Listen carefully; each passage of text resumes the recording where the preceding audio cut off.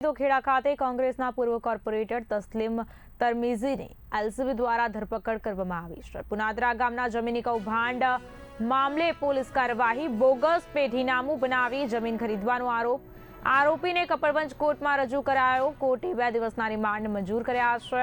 અન્ય આરોપીઓ સંડોવાયેલા છે કે નહીં તેની તપાસ શરૂ કરવામાં આવી છે। આરોપી પર 2025માં પણ જમીન મામલે ગુનો નોંધાયો હતો।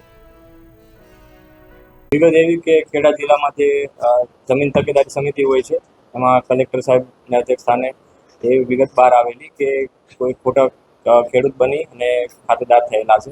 તો એ અન્વયે પુનાદરા ગ્રામ પંચાયત ના તલાટી મંત્રી ઈશ્વરભાઈ બોર્ડે ફરિયાદ આપેલી છે 00/72/2025।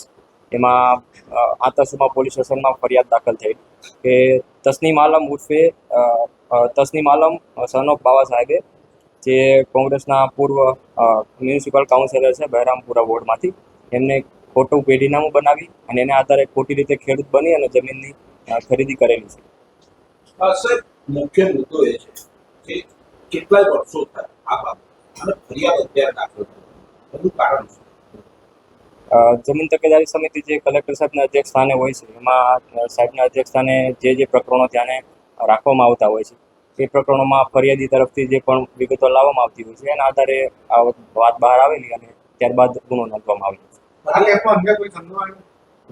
હાલમાં આમની સાથે કેટલા સાથીદારો છે, અન્ય લોકોની કોઈ મદદગારી છે કે એ બાબતે તપાસ ચાલુ છે અને એના માટે આગળ રિમાન્ડની કાર્યવાહી હાથ ધરવામાં આવેલી છે।